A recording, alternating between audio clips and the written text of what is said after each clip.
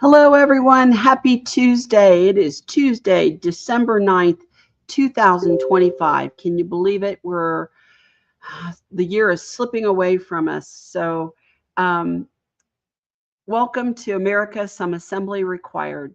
Today, we were going to talk about elections and maybe kind of do a little bit of a dive, ask your questions for elections in the chat. We'll try to cover as much as we can, try to untangle some of the confusion that's around elections, what it means, and how Ohio has done their elections. We can't speak for your state, but we can tell you how we've done it, and what we were advised by Anna. Hopefully, Anna makes it today. But what we were advised by Anna in the process of our elections, both our pro tem elections and then our public elections. So let's start right there at the very beginning. As our assemblies are starting to gather, our committees are starting to come up, and we might start with committee elections. So our elections committee is vitally important to all of these processes. And again, we have to have demonstrable processes. So we have to identify how we're going to do it, right? So that we're not making things up on the fly, trying to figure out as we go along. And again, we need to write these things down. We need to be able to do this the same way every single time, so we're not accused of favoritism or elitism or any of the other isms that are out there that pertain to this, right? So, our General Assembly needs to determine what our processes are going to be for committee chair elections, for pro tem elections, and for our public elections. This is why it's important to have your elections committee ready to go.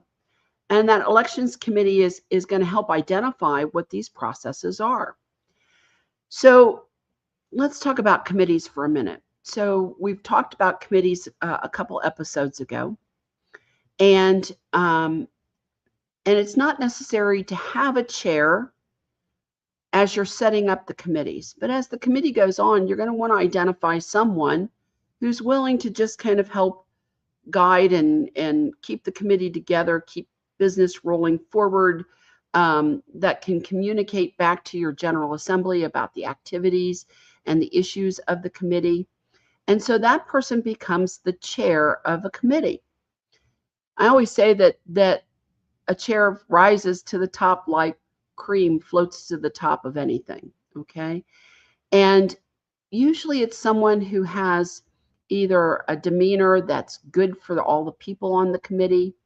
They might have special knowledge or experience to that, or they may just be a reasonable person who's there to, help communicate what the assembly is. They kind of keep things moving. And so the committee is really the one that does the work, not the chairman. Chairman is the communicator. They're the speaker outside of the committee, right? So the committee is in there doing the work. Now the chair is also part of that work. They don't sit on a throne. They don't sit on high. They get their hands dirty. They dive right in and work alongside everyone else. Okay, so it's a hands-on situation for all of us. We don't have anybody sitting on the sidelines just observing that it's actually a committee member. Okay. An active voting committee member. So as that person kind of begins to self-identify, or if they have experience and they raise their hand and say, I've been on this committee for a month. I've been on it for 6 months. I've been on it a year. Hey, we haven't had a committee chair, and I've been on this committee for 2 years. I'd like to become the committee chair. Or someone might nominate them and say, you'd make a good committee chair. I think we ought to have you for committee chair. So in our committees, we identify who our committee chair is. That's the cooperative nature of our assemblies in getting our business done. That's cooperative governance, okay? And that committee chair is there to serve the work and the will of the committee. So the committee chair then would go, and he would go to the election, he or she would go to the election committee and say, I'm raising my hand as the chair of this committee. Now, this is the perfect time of the year. Our committee chairs actually run from January, when we all come back from our holiday breaks, if you're breaking for the holiday. And our committee chairs run from January through the end of December. They're just a 1-year commitment. That's it. Now they can raise their hand repeatedly. There's no ending of how many times they can be committee chair. All right. So they really only have to look at 1 year. You know, if the committee meets once a month, that's only 12 times a year, right? There might be a little work in between. Some committees meet weekly, 52 times a year. So it just really depends on the committee. But they go to the election committee and say, I'm raising my hand to be XYZ committee chair. And the election committee says, okay, here's what the assembly has voted on as our election process for committee chairs.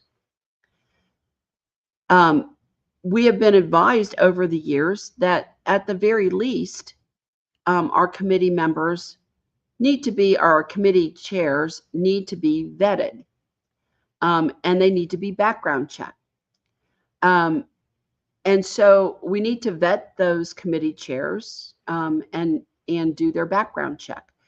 Now, if the committee chair is not really going to handle much money, or they already have somebody on the committee who's been vetted for handling any money, they wouldn't necessarily need a full background check, right? They only really need just a simple background check just to make sure that, they're not, an axe murderer or an embezzler on the side or anything like that, right?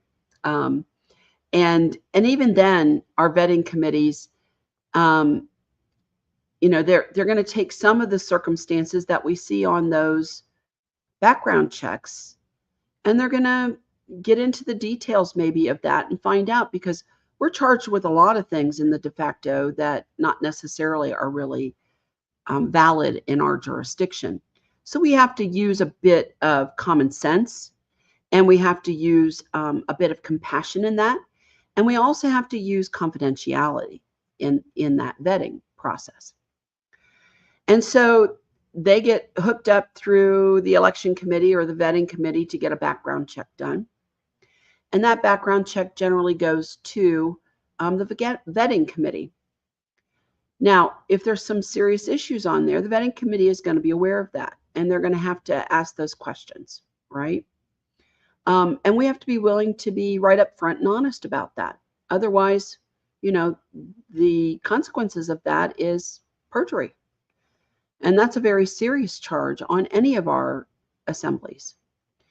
So we lay things all bare. Remember, we're public, and we have to present things in the public, okay? In the public mode, even the private things. And so that might disqualify us for some committees, and other committees it wouldn't disqualify us for. It's not a hard and fast rule once you're turned down, okay? So, or not really turned down, but vetted with question. Because our vetting committees are not there to put a thumbs up or a thumbs down. They're there to make sure we're appropriate. They can say, I don't recommend this committee, but they're not the final say, because who's in charge, right? In our jurisdiction, the people are in charge, which means the General Assembly has the final say on who the committee candidates actually, who the committee chairs are voted in with, okay? So, So they go through that vetting process. And what's that vetting process look like? Everybody's afraid to be vetted. It's sort of like a little job interview, but it isn't in reality. Vetting committee just makes sure that you have the tools that you need to run the committee. You know, if you've got somebody who's so severely adverse to controversy, doesn't have communication skills, maybe has anger management skill, doesn't have any anger management skills. Someone like that, or someone who is maybe, you know, pounding their fists and being the dictator, vetting committee might say that's not appropriate for this committee, or you're not appropriate for committee chair. Okay. And maybe you need to go and learn some skills in the meantime. And at this time, you know, we would say that you're not necessarily recommended. Okay. But their word isn't final, and somebody can bull ahead. And, you know, in the General Assembly, that becomes the discussion of, we vetted this person and they have all the skills in place to be successful for the committee and for themselves, or they don't have these skills and we don't recommend them. But it's up to the General Assembly then to vote. Okay. And then again, if there's something egregious on a background check, then that's going to have to be something where, you know, they're going to have to tell the man or woman is, you know, this could come out in the public and this would not be good for you. You might want to reconsider being a chairman at this time till you get these matters cleared up. All right. So, you know, we have to use that. That's that bit of compassion that says, you know, you might not want to air all of your business out there. And we have to. Once you become public, we have to. We are required to basically, you know, say there's something on the background check that would not make this person acceptable. You don't have to say what that is necessarily as a vetting committee. So once that's done, the elections committee may have a form or an affirmation that has to be filled out, just with, you know, information on it for the assembly. And eventually you're going to fill out an affirmation. You're going to do that, and you're going to sign that affirmation in front of a recording secretary, and you're going to take that affirmation in front of the assembly. So that's committee chair. Now, committee chair pro tem is only offered by the committee. And the word pro tem means for the time being. Okay, it's temporary.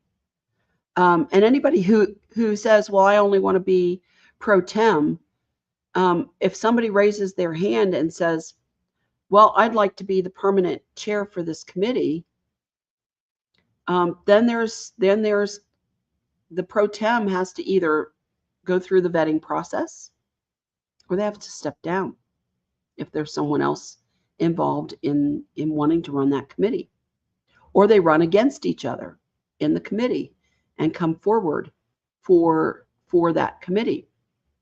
Okay, so that's a complete possibility in terms of what happens in the workings of the election of a committee.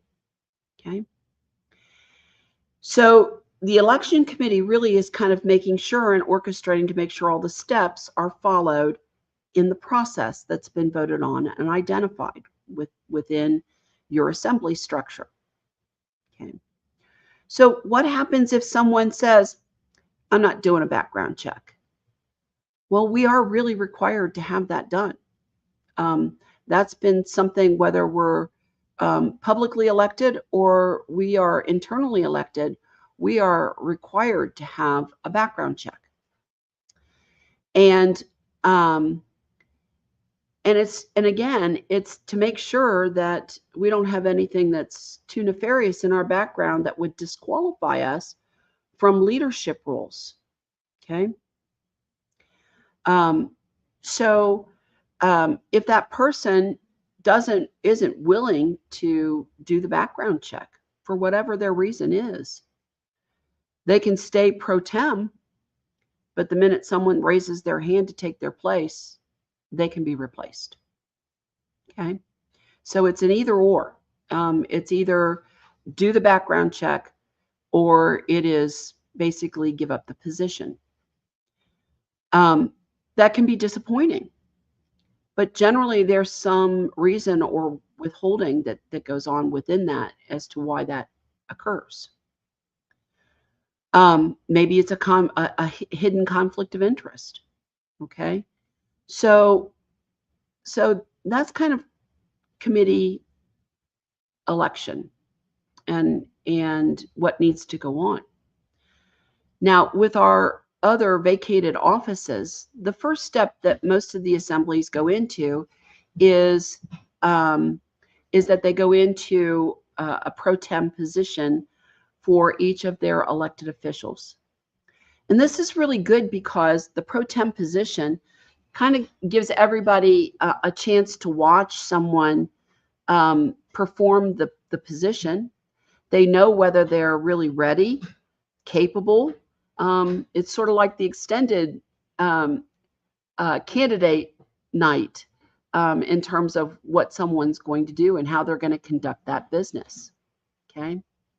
Some people do change after elections, though, I will tell you.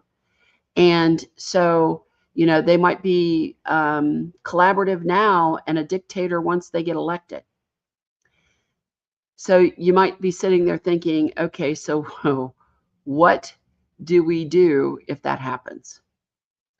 Well, I always advise the assemblies that when you're thinking about starting any elections, to make sure that you have an identified and written down recall process. Anna has written a few articles on this, and basically she says you recall them in the same way they're elected. So if you find out they're a bad committee chair, then the committee has to recall them. It's up to the committee to place that vote and the assembly then to affirm that. If it's a pro tem, then whatever assembly placed them as pro tem, they're gonna remove them. Okay.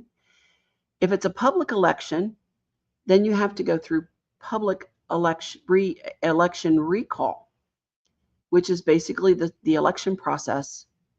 Only thing you're recalling, you're putting that up as a vote on the state. So as we venture into starting our pro tem positions, you want to choose leadership, not just warm bodies, but you want to choose people who are actually going to advance and have the ability to advance whatever that position is. You want somebody who's willing to give it their all. And these are public positions. They have to be ready to put themselves out in the public. And especially if they're elected publicly. There has to be a way to contact you publicly. Now, that could be through a single assembly email. On the Ohio Assembly, we have the Ohio Assembly 00@proton.me. And anyone can get a hold of and say, I need contact with the treasurer, or I need contact with the marshal at arms or sergeant at arms. I need contact with the chairman. So you can put that out there, and that kind of helps insulate a little bit at this point in time from using any individual emails, okay? Individual personal emails. The other way to do that is sometimes in Proton Mail, you might have an assembly account, and you can put out kind of generic emails all in one account. If you've got a paid account, I think you get 8 or 10 other emails that you can point or direct or, even alias to someone's email. And then that way they can be contacted through that email. So you might have chairman at your assembly website address. You might have treasurer or court clerk. So that's a way to kind of mask out and keep private emails out of the public and put a public email out. Okay. So, so we have to be willing to be contacted. We have to be willing to communicate. And communication is one of the larger jobs that any of us that are elected has to do. It's our job to communicate from a committee to the General Assembly or between committee chairs. We're the liaisons, right? And we have to be willing to communicate when we step into more public positions, meaning Assembly pro tem positions or public elected offices. We have to be willing to be contacted by the public as well as within our assemblies. Okay. And we have to be willing to respond to that. And our responses are public. So if we respond something nasty, our assembly may be calling us on the carpet because those emails, those are all accessible to the assembly, to the oversight committee. Okay, so we have to behave ourselves. We have to be good fiduciaries of our assemblies, good representatives of our assemblies. Okay, we have to make sure that our communications and our words match our actions on our assemblies.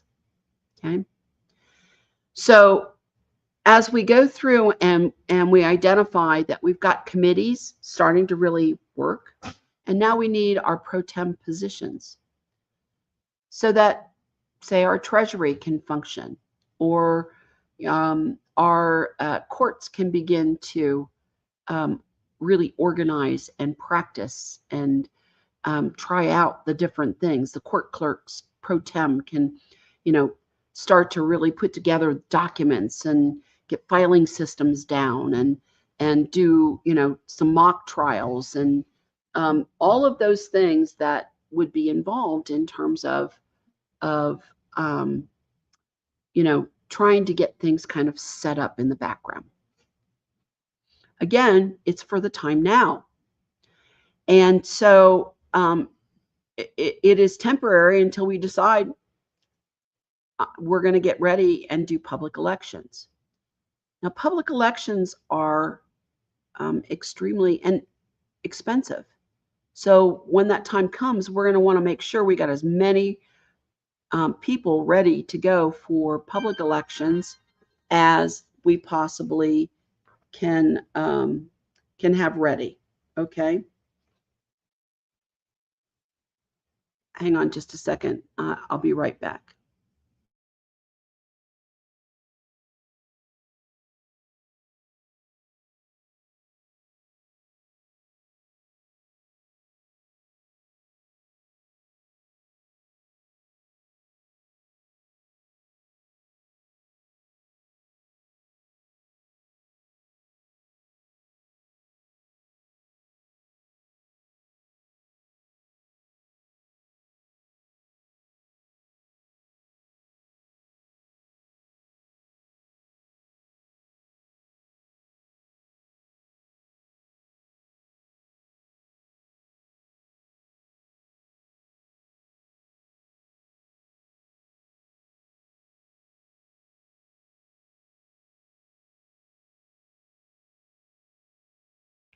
Sorry about that. Anna's trying to find a link to join us.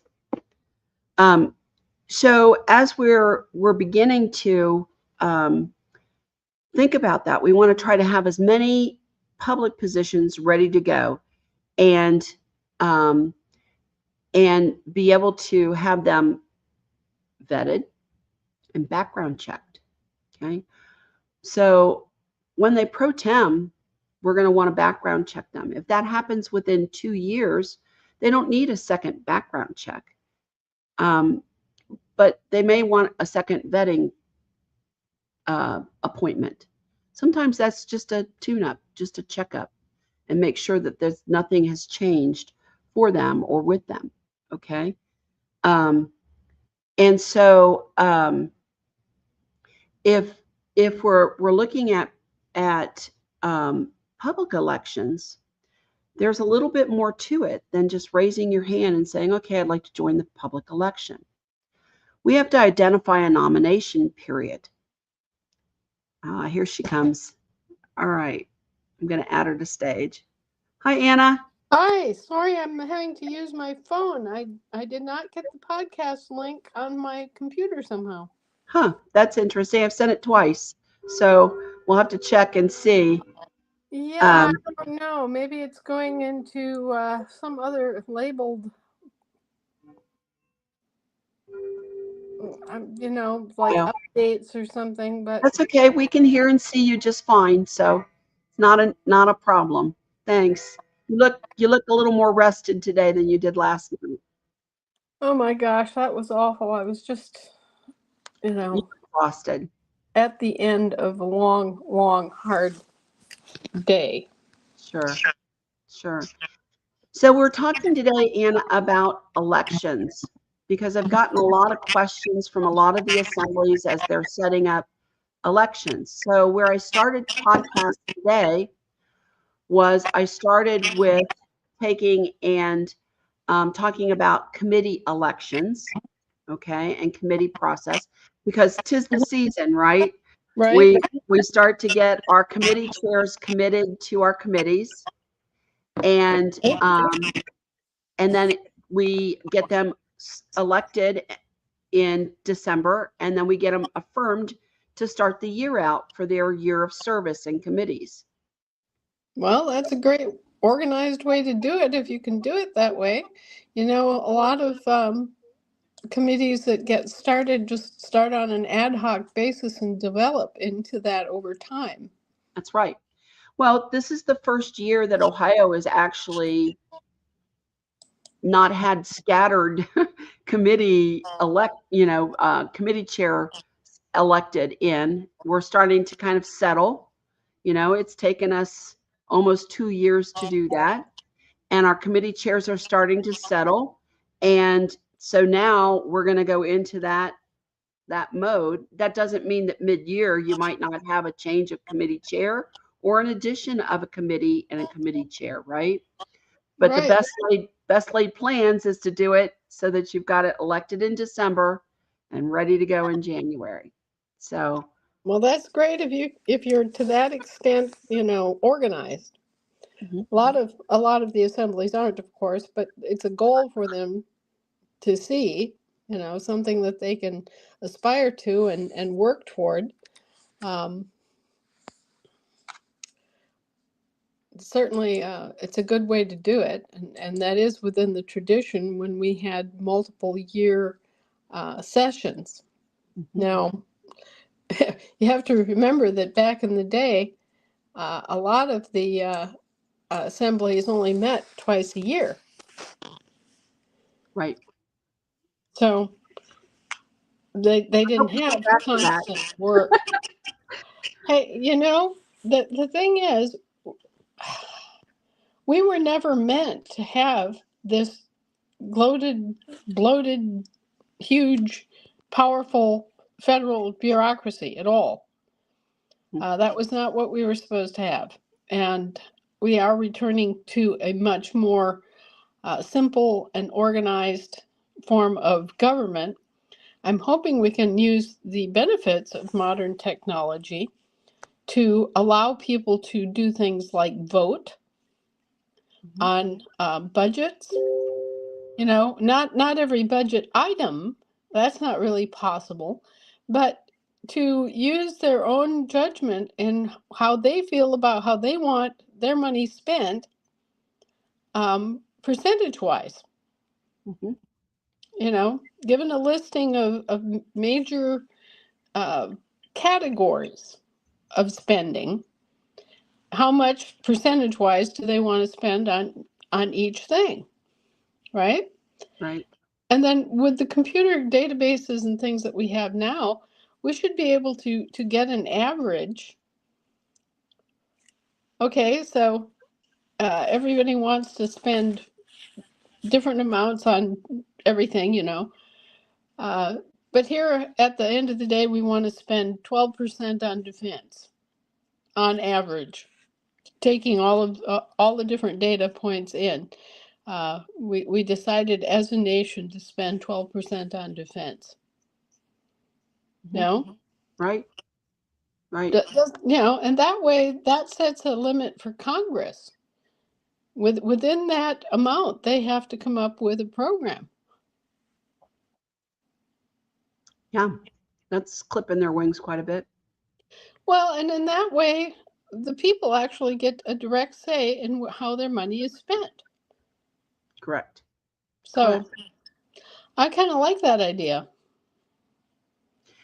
So yeah, so as I've talked about committees, we also talked about, you know, vetting for committees, what vetting really is, because vetting is for our committees, unless they're actually spending, you know, some money, is pretty simple. It's a simple background check, and it is then also, you know, just a quick little vetting appointment with the committee chair to make sure that, or the vetting committee, to make sure that they have the tools that they need to do the job, right?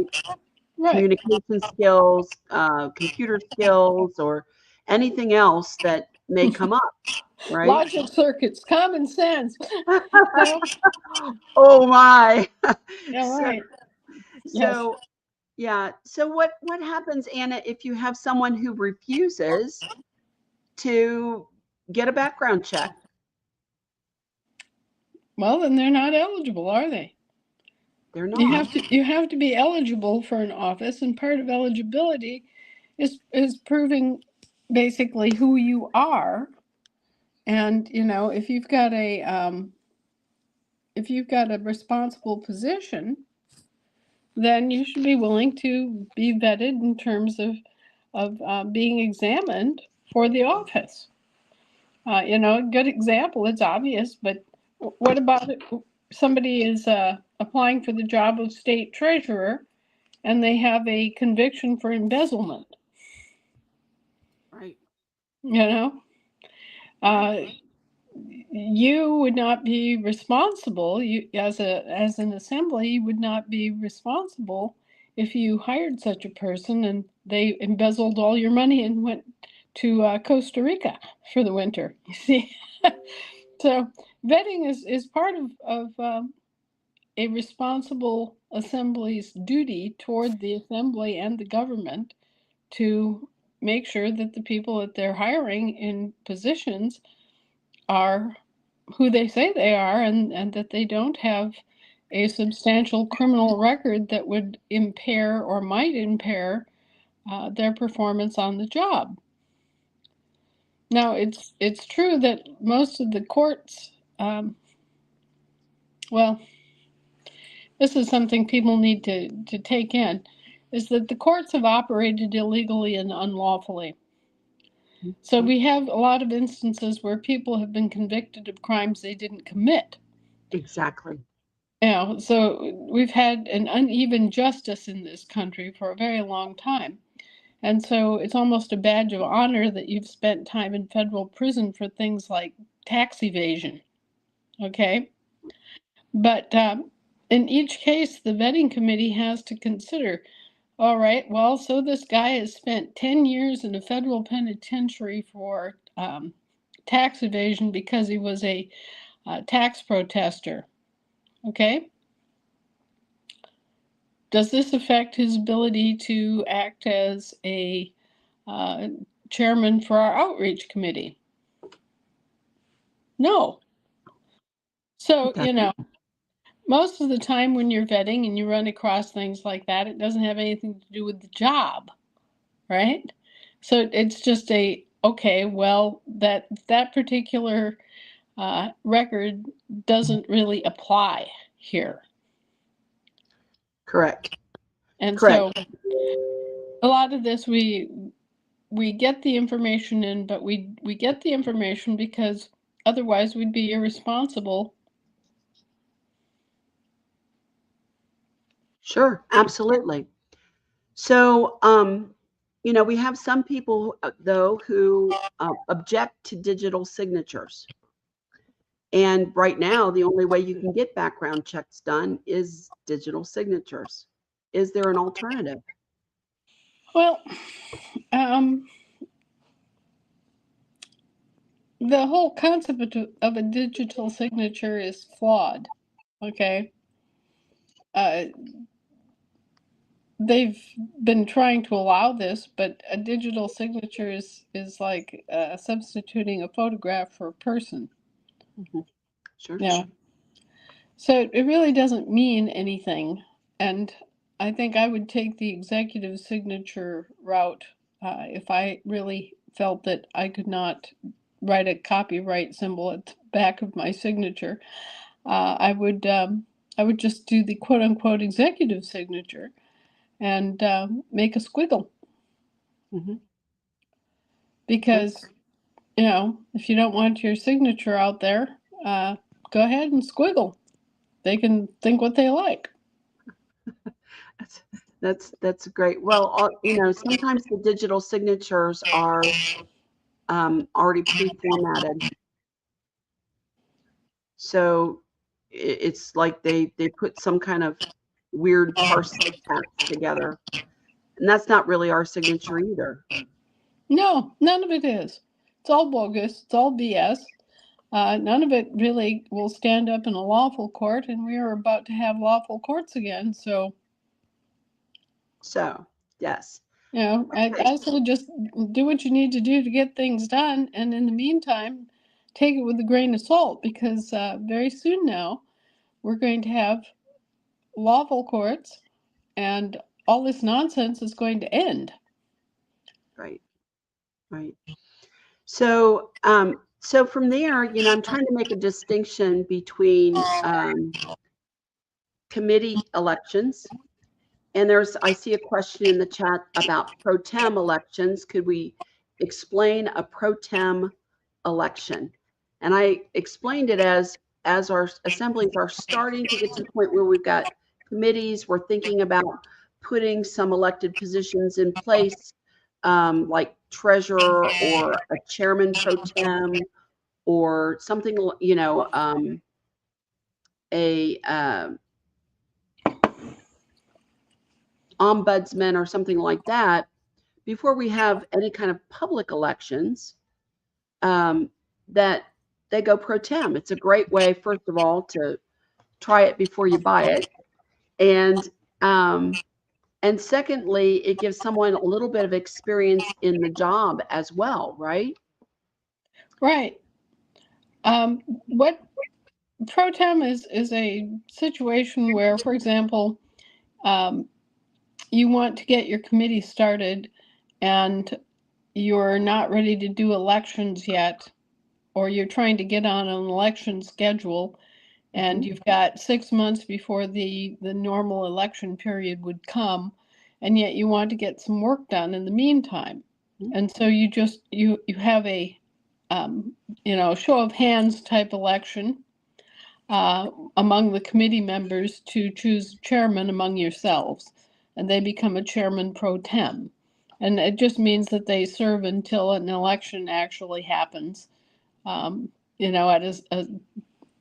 a specific date. Say you're waiting for an election in November of the first day of November of next year. Okay, well, they're going to serve pro tem until that election occurs.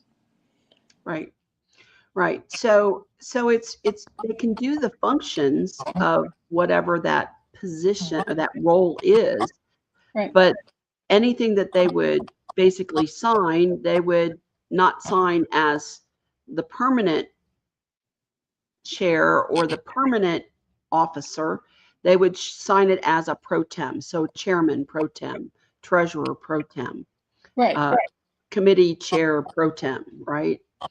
Right. And that can mean that they're replacing someone who was elected. Also. Right. Yeah. So, interim. Right. So say that you elected a treasurer, but all of a sudden their husband got transferred across the country and they had to leave. They had to relocate.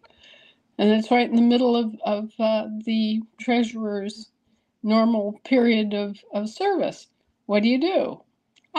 You have a treasurer pro tem who steps in and does the duties until the next election cycle. Right. Okay. Beautiful. I think that pretty much for right now explains that.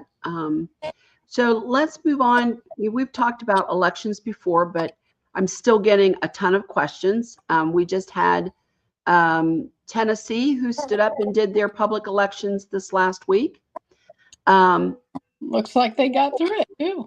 And they got through it. I believe Arkansas is up next. I think they're coming up sometime in the next week or so, 10 days. They're going to be standing up doing their public elections. And there's a lot of assemblies that are, of course, Virginia has already done their public elections last summer. So there's a lot of assemblies that are starting to come to that point, and they're coasting and they're starting to say, okay, we're getting everything together. And so now we're looking at organizing our real election process, right? The first thing I recommend is that they work on a recall process and have that in place before they have an election, okay? Because things happen. And sometimes we elect people and they change in office. And so we have to be ready to be able to recall someone and have an identified process for it, right? Right. So then, so where do we start? Generally there is a nominations period, correct? Right. There's usually a 30-day nomination period and a 30-day election notice period. Mm-hmm. And during the 30-day nominations, you take in the nominees and you do your vetting and you start the process toward the election. And by the time you're at the end of the notice period for the election, you've got all the details done and you know who's on the ballot and you have a confirmed ballot to offer to the public electorate. So you've got basically 60 days in which to get your candidates identified, get them vetted, get their names on the ballot, and be ready for the election. Okay.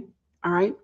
Perfect. So, so is there anything that's required in that notice, in that nomination period? Does the assembly send out emails to the assembly and say, hey, everybody, we're taking nominations for these positions? Right. That's exactly what you do. And you say anyone who is interested needs to contact so-and-so and so-and-so. And then the elections committee hopefully has prepared a description of the position that they can email back along with a declaration saying, I so-and-so and so-and-so, blah, blah, blah, blah, blah, member of the Ohio Assembly from Marion County, whatever,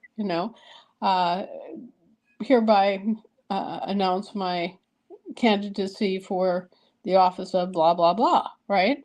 So now that the election committee gets a response back from the potential candidate, then they can schedule a vetting meeting. They can send out the information if it's a position that is going to have to be get a background check. Then they can send all that stuff back. They can start the process to make sure that they have a roster of fully affirmed candidates within that 60-day period. Okay. All right. So now that we've got that affirmed nominations, then we go into the notice of election period. Right. And that, there are various pitfalls in this one because the de facto is starting to deny allowing us access to public newspapers. We're a private newspaper acting in the public, therefore we don't have to accept your ad. Right. They don't have to. But you don't have to stick to them either. You don't have to go with legal notices. You can post on bulletin boards. You can go on electronic bulletin boards. You can do leaflets. You can go door to door. Anything that you deem necessary or positive toward alerting the public that this is a public election, and that if they wish to vote in it, they need to be recorded as a voter, Right. not registered voter, a recorded voter. Right. Right. Exactly. And so, yeah, whatever you can do in good faith to get the word out, you do. We've had people do very imaginative things. They've done recorded, not registered voter drives, um, by going to local supermarkets and setting up a table. You Great know, idea. they've taken out ads in these little local shopper magazines and newspapers that are basically making a living by advertising sales. Hmm. Can you mute me for just a minute, Lisa? Sure. Absolutely.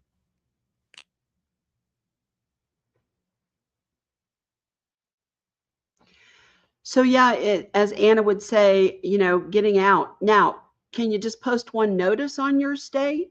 No. Just like you can't just post one notice in your county if when the time comes. We have to try to make a good general effort to make notice all over the state. So this is where our membership comes in at each of the counties. And our county people can go out and they can post flyers out to in all the grocery stores on their bulletin board or any of the electronic bulletin boards or Facebook pages, or they can go to their local library system and post it in every library in their county.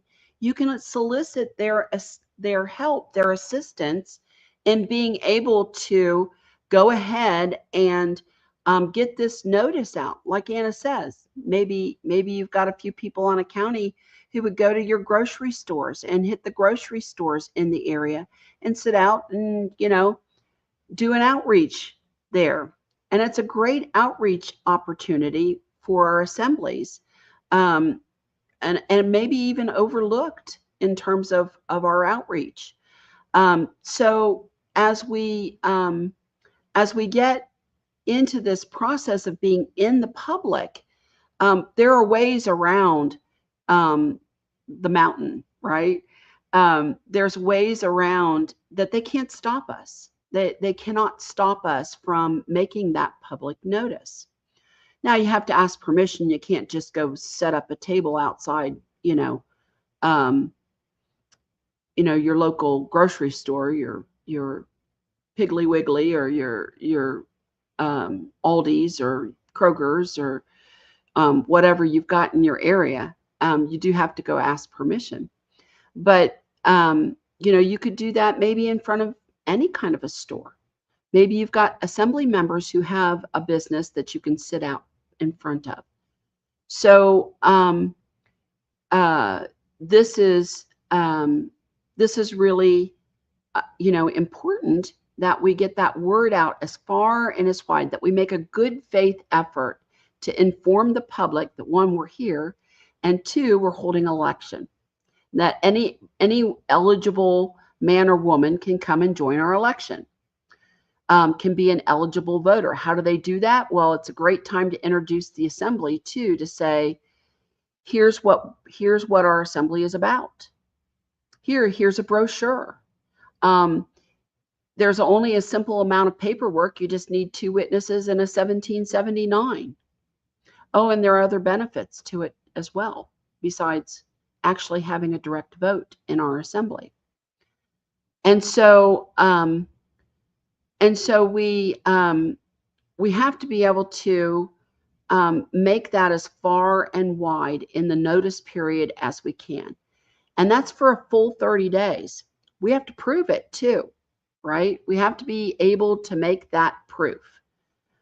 So how do you do that? Well, maybe you take pictures with a newspaper that says that has the date on it, and you're standing there at your election table or your notice table, or you take and you go next to whatever is posted, and you put your newspaper up there and you take a photograph of it.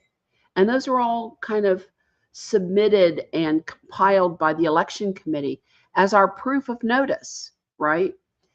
If the major newspaper is not going to accept our ads and provide an affidavit of service to the notice that we put in the paper, then that's our alternative, okay, is to do that.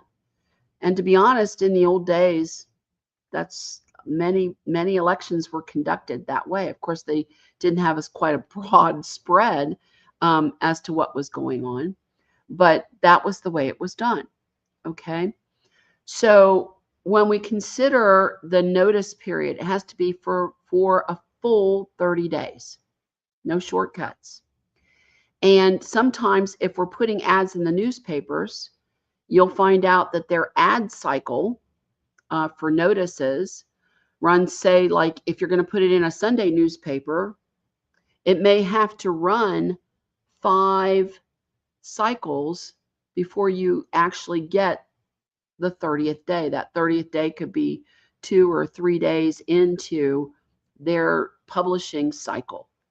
So you really need to take the time to look at that and decide how you're going to arrange for that publishing cycle if you're using a newspaper or shopper's ads or whatever. You've got to account for that. It isn't just signing up for the ad. It's from the time the ad comes out, the first public notice, through a 30-day period. Okay? So so we have to begin to think about that, and we have to plan for the proof so that if we're ever questioned, our elections can't be impeached, right? What does that mean? Well, they can be charged with it's invalid, and you're an invalid assembly, and you're invalid officers of a state assembly. And so we want to be able to provide that kind of really good proof, right? So also in that process, our election committee needs to identify how that election is going to happen. Are there going to be paper ballots? How do we secure those paper ballots? How do we get them out and get them back in time for the election, right? That's all those things should be done prior to your notice period, because at the end of your notice period, you're going to elect, and you may very well want to go ahead and say, okay, you have to have your ballots, you have to request a ballot by the 5th day of the month. And oh, by the way, they have to be postmarked by the 22nd day of the month to ensure the fact that on the 30th of the month, when our election is held, we have your ballot in hand to open, postmarked. Okay. So we want to make sure that there's not metered mail, postmarked. There's a difference. Okay. We want that stamped and we want it postmarked. That way we can always prove the date on the stamp of when it was sent back in. If it's late, it still has to be counted, right? But it has to be postmarked by that official date. Sometimes one vote can change the way everything operates. Sometimes it doesn't. Okay. So, so as you're going through this, there's a lot of things that you've got to set up and have exactly ready to go. The process has to be identified. It has to be repeatable, and you have to be able to prove it along the way. Okay. So as we get our notice period in, and you're coming up to your election, You want to make sure that you've identified, do you need paper ballots? If you're not going to do paper ballots, how are you going to conduct your elections? Are they going to be in person with paper ballots? You know, Anna has said that if you don't show up, that, sorry, you're not participating in your government. There is no redo. There is no, there's no dishonor in that, but there's also, in a way, no complaining after the fact, right? If you didn't show up. So even if we decide to use a modern tool, Ohio chose to use Zoom. And the way we did that was we had everyone vote in the chat rather than, it's a form of roll call voting. But we also could take and get a paper copy of that. So we have the listing of the vote from the chat itself. And so what we did is we read, well, shall so-and-so such and such be elected treasurer for a term of 4 years commencing on, and then we would say, okay, we call for any nays. And only the nays would go in. And then we call for any yays or yeses, and those would go in. We'd give a couple minutes, make sure that everybody had the opportunity to vote. If they couldn't vote in the chat, they would voice vote, and the Marshal at Arms would then record that. So our Marshal at Arms and our election committee are involved in going ahead and basically officiating that vote. Okay. And so the elections committee is the one that's going to count our ballots, and the Marshal at Arms is the one that validates that count at the end. He goes through and reviews what the election committee did, and he validates it. All right. So, so that's how we manage that within a Zoom application or an online application. You got to make sure you can get a paper copy of the chat, print it off, and put it in the archives. And so as we take that vote, then once a minute or two goes by, there's a call for any more votes. Is there anyone else who's going to vote? Third call. Is there any further votes on this candidate? And then you close the vote. Then the next thing you do is you call the next person, and you go through your description of who the candidate is and what the and if you have two candidates running, you have to adjust your language so that they put the name of the candidate in the vote. So Jim Jones and Bob Smith are running for treasurer, the position of treasurer for a period of 4 years, commencing on. Do you choose anyone who would like to choose Bob Smith? Write his name in the chat. Anybody's okay? Now, anybody that wants to choose Jim Jones, write his name in the chat, and they're counted. Okay. And so you go through that process, and at the end of that process, you close your meeting, and the election committee goes through and counts and recounts the votes and makes sure they've got them right, and the Marshal at Arms verifies those counts. Okay, and then it's announced at your next General Assembly meeting who won the vote, who's going to be installed, and when that installation is going to take place. Okay, when the affirmation and installation of office is going to take place. So as we go through, and that's a public thing too. It needs to be something where you have the ability to witness those people being installed in their office.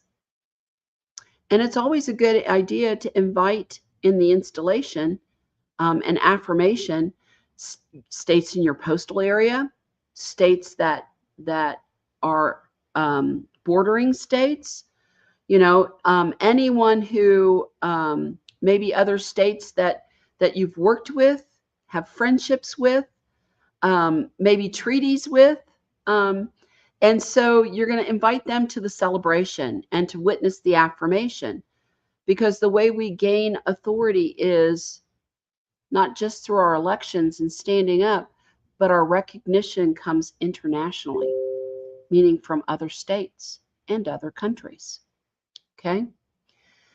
So after our election and that time period and the election of our people and the verification of our vote, then what we do is we move into a notice period again for letting the public know.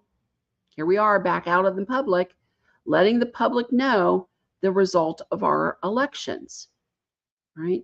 Now, Anna has recommended that it be posted at least once a month for 3 months. When Ohio read our original Constitution, we found out that Ohio required us to post at least twice in the first month. So we went by both.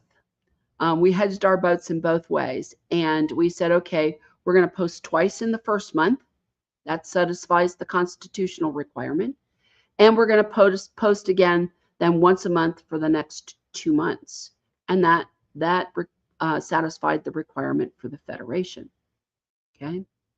And in that period, that's kind of our cure period, meaning that anybody that wants to oppose that election, anybody that wants to try to challenge us on the impeachment of that election, can do that within that period. After that, we're seated, permanent, done, over with. So that's kind of the way elections happen, and the time frames and the timelines and what's required to do. So it takes a great deal of planning, takes a really good election committee, a very active vetting committee, and very willing people. Now, I know there's been some assemblies who the people go, oh, I didn't know it was going to be public and the public was going to contact me. We're filling vacated public offices. Okay? We have to be contactable. We have to be willing to get our heads out of the sand and raise them up there and say, okay, this is what we're going for, and this is what, because you're going to be signing documents, writing notices, accepting communication, and eventually, hopefully, you get to the table to have that face-to-face conversation, and it's going to be public when you do. Okay? So you have to think about those things when we're standing up for our positions and be willing to go out and be right out in front of it. So I've just got a couple of questions. I'm going to take those questions. All right. Okay, so Nancy says, please explain the difference between public elections and pro tem roll call vote elections. Well, I think we did that. Roll call elections, pro tem, are just a raise of the hand, and they're temporary until you're actually going to do your public elections. Now, you can make those pro tem. Your assembly can design a thing where it says, hey, by the end of the year, you got to be willing to stand up and be elected. Or maybe it's your pro tem until we do public elections. Or your pro tem until we recall you from pro tem. Or until you decide you're going to step down as pro tem. Okay? But public elections,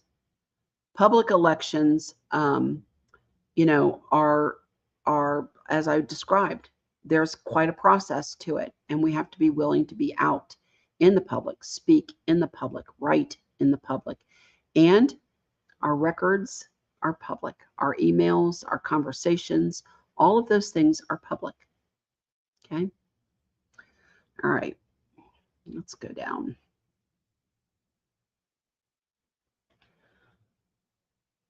So this one is, are volunteers called for when a public election is announced? Of course. You know, the whole idea eventually, you know, depending on how large your state is, how many people you have, how diverse your population is, whether you're having boots on the ground elections and in person, in body elections. You're going to need your events committee, because that's the true purpose of the events committee, is to arrange for the venues for your voting. That's what their big job really is, not just being the party planners of your assembly. They're also responsible for planning the events venues for your elections, if you're doing it in person and live. Okay. So yeah, you know, typically you would hope that your assembly would be so excited that, you know, people would definitely, you know, be running to try to help get elections done, especially given the fact that that's how we establish, you know, our true state full standing and authority on our states. Okay. So you're going to need them to get flyers out, notices out in their areas, and maybe in neighboring areas. You're going to need them to help you if you're doing, like I said, in person voting. You're going to need them to set up venues and have a place to come to fill out your ballots if you're doing actual paper ballots. And so there's a lot. And, you know, the election committee might need extra hands in terms of counting vote if you're doing paper ballots. Okay. So yeah, there's plenty of volunteer opportunities to work within those committees, those actual committees. Okay. All right.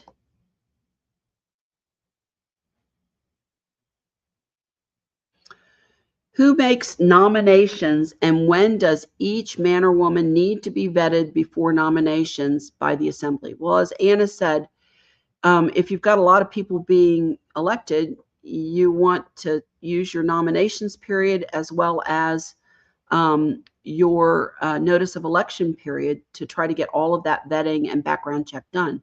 They have to be vetted and background checked before the election. You know, post-election, you know, is perilous, because that man or woman might not pass suitable background check or vetting. Right? It's really not a good idea to have vetting and or background checks post election. Okay. Because what happens if you have an elected officer and you find out that your treasurer has been charged with embezzlement or mishandling funds, but you know, there's reports of that verified, but never charged with embezzlement. Now you've just put the fox in the hen house, right? And so you're going to have to go through a public recall election with a public position. That means you got to repeat that entire election process, the notice period, the election, and the results of the election, but you're doing it as a recall of that position. And that gets expensive. We want to try to avoid public recall elections. It's expensive in time, in terms of the people capital, their time and attention, but it also can be expensive financially for the assemblies. Okay. So we want to take and make sure that our men and women are vetted before. And nominations, you can self-nominate or someone else can nominate you, right? So, you know, and then it's our job, if somebody else nominates us, to accept that nomination to the elections committee, The elections committee can come to you and say, hey, you've been nominated. It's a nice compliment. Sometimes you can't fulfill it, right? And you have to decline it, or you might accept it. It's a great compliment to people, or it should be a great compliment when they're nominated for such, because people recognize in you leadership qualities that maybe they didn't see in anyone else. Okay. All right.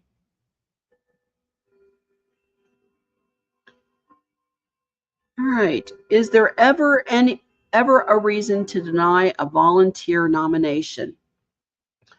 I'm assuming that you're talking about a volunteer nomination in terms of somebody who raises their hand for a role, but it turns out to be that that maybe their background check does not come back well. Maybe there's something on it that prevents that. And I think that's an honest conversation that you have to have with somebody. Your vetting committee is going to have with them. You know, there are just a few real deal breakers in that, where the vetting committee can go, we don't recommend them, and we don't recommend them for this reason. Now, on our assembly, if to keep a revolving door from happening in committee chairs or in elected positions, we identified that if you resign from a committee or you resign from a public position, you have to wait a year and a day to be eligible to be nominated into anything else, unless the assembly is asking you to vacate that position to take another position. And it would have to be a decision of the assembly. Remember, the people decide, not necessarily one or two individuals. Okay. So so that would be a time when you could say, well, you resigned from this period, this position, and your year and a day started here, so you're not really eligible until this time next year. Okay. And that keeps the revolving door, people from going, ooh, I think I'd like to be on that committee, or this committee isn't going so well, so I'm going to vacate this committee and jump over to that committee. No. That stabilizes our assemblies in good, stable positions. Okay. And that's something your assembly has to decide on. That's something that, again, when you write it down and it's the rule that applies to everybody, or it's the process that applies to everybody, no one can claim that you are being arbitrary about it. Okay. So, and that's well, published among the assembly and spoken about. Okay. All right. What company is currently recommended for background checks? Well, priorly, the Federation as well as the Continental Marshals had used clearchecks.com. And ClearChecks got acquired, so it's now backgroundchecks.com that we use. Is that the only one out there? No. But originally, that was the one that was recommended and used. There are a couple others that are out there. I think there's one called Checker that is also fairly reliable about the information. And again, you have to kind of take that with a grain of salt, because we've seen some background checks come back with nothing on it.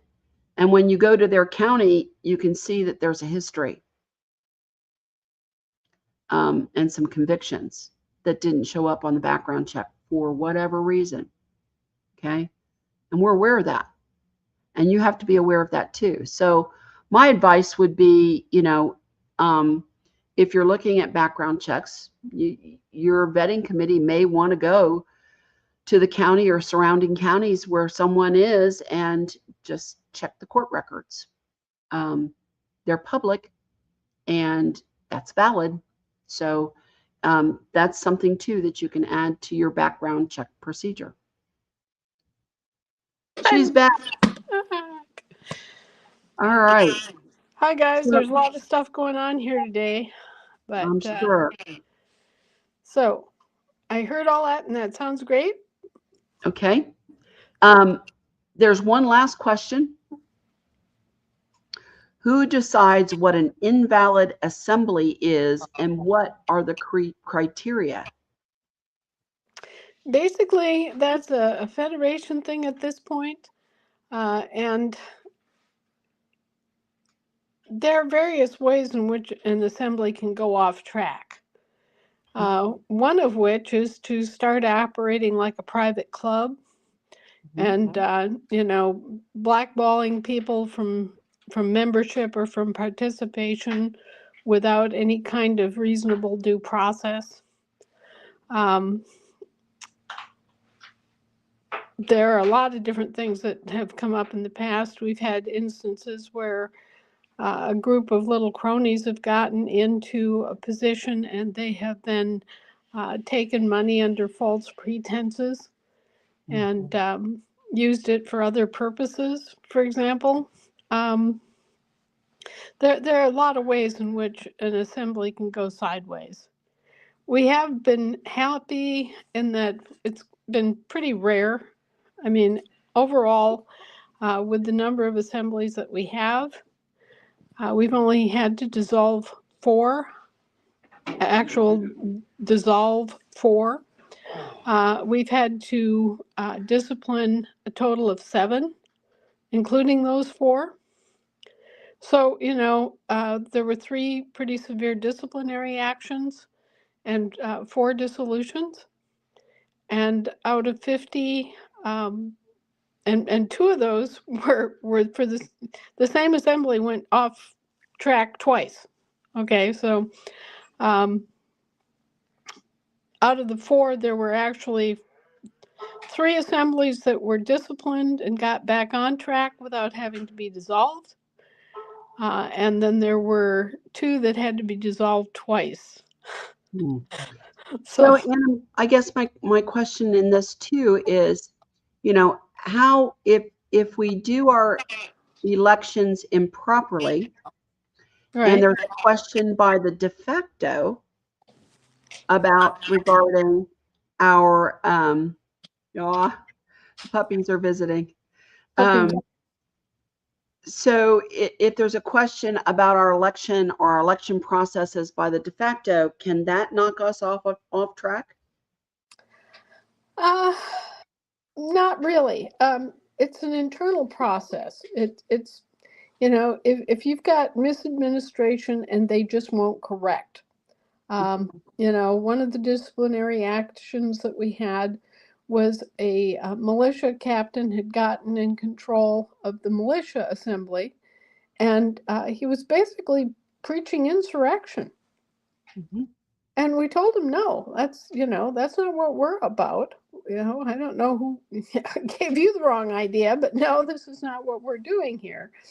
And, he seemed to understand that, but he went back to that kind of talk and walk. And we finally had to dissolve the whole assembly over it, because we cannot have that kind of behavior. Our position is we're the lawful assembly, and we are a peaceable assembly. We're not here to take up arms against our own employees. We're here to tell our employees what we want done, but we're not here to, kill them over it. So anyway. Yeah, right. That's Shannon in the background. I hear him rumbling. But no, so there are things that can be dangerous. I mean, actually dangerous when an assembly goes off track. And that's a good example of it, where if an assembly doesn't understand the peaceable nature of our work and the responsibility that we have to the community, then you can get situations that could be used as setups to even an infiltrator could come in and start leading the assembly down the primrose path of insurrection. Oh, sure. And, that would be disastrous for everybody involved. Sure. So, Okay, go ahead. I'm sorry. that's one example of something that the Federation has to stay aware of and has to intercept and intervene on, is keeping the militias focused in a positive manner, and to realize that, hey, we're not in a position of having to fight with these guys. We're in a Right. position of telling them what to do. Right. And it's just that they haven't heard anyone tell them what to do in so long. They're amazed. Right. Exactly. A little confounded in the process. Well, So, imagine you've been left in charge of the store for 160 years, and there's been nobody sitting in the office upstairs telling you what to do. right.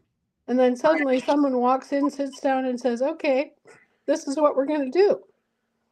Yeah, it gets presented too. So, very Yeah. much. Okay, so who keeps the election ballots? The record keeper for the juror, the record keeper general, the elections committee? Who does it? Marshal at arms, sergeant at arms? There's different traditions in different states. Some states give it to the court bailiff and have them lock up the ballots for a period of 30 days after an election, so that if there are any serious questions about the outcome of the election or the validity of the ballots, they can be re-examined by the oversight and election committees combined. Okay. Okay. Some give it to the secretary that does the work for the state assembly itself, the assembly secretary, right? Some will give it to the court clerk. Okay.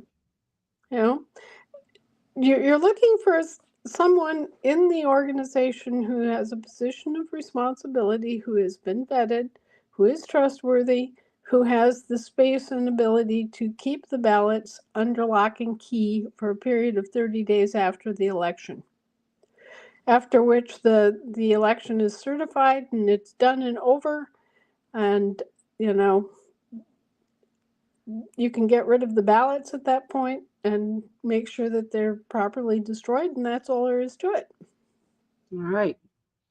Okay, well, I think that's the last question, and I think we're done. So I really appreciate you joining us today, and I know it's really crazy busy. It's been crazy busy for you since the 17th and since homecoming day, but we really appreciate you coming in and weighing in on this. I think it helps clarify it a whole lot. Well, I hope everybody is getting ready and is thinking in terms of the role of the assembly in telling their state government what they want done. And someone just recently came by and said, "Oh, so we're in a policy making position." Yes, yes, Okay. that's our job. We're the ones that are supposed to be setting the policies for our states. We're the ones that are supposed to be identifying the priorities. We're the ones that are supposed to be directing where the budget goes. Right. And we haven't been there. Right. And so now we are. We're back. We're back. On track. All right. Well, Anna, thank you very much. We're going to hopefully see you next week. And we're going to tell the assemblies out there, keep going. You're getting there. That's right? it. I need you to be there, because in a relatively short time, we are going to be in charge of the federal government. And all of the different franchises and things that have been developed out of the federal government will then be under control of the state governments. Mm-hmm. So you guys have got your homework to do. above and beyond just getting your 4 pillars up, you're going to have to be standing there ready to look at the state budgets. You're going to have to dig into the CAFRA accounts. You're going to have to understand how all of these slush funds worked. You're going to have to stand in and with all of the externally managed funds that your state has, which is humongous. And you're going to have to work with these organizations that have been externally managing your money. Okay, so you've got a bunch of huge investment funds like PIMCO and Lindsay Goldberg and all these other mammoth and fund investment management companies. You're going to have to look at all of this, and frankly, you're all going to be blown away because you're going to realize, oh, we're richer than Midas. You know, how were we kept bamboozled by this idea that we were in constant awful debt? Okay, and you'll have to make decisions about how you're going to pay debt, how you're going to use credit. There's so many things, but this is your right and your responsibility. And boot up, fellas, because it's coming, and all of these things have to be reorganized. Yeah. Everything that has been done has to be reorganized as a way to look at it. So it's not just a mop and bucket.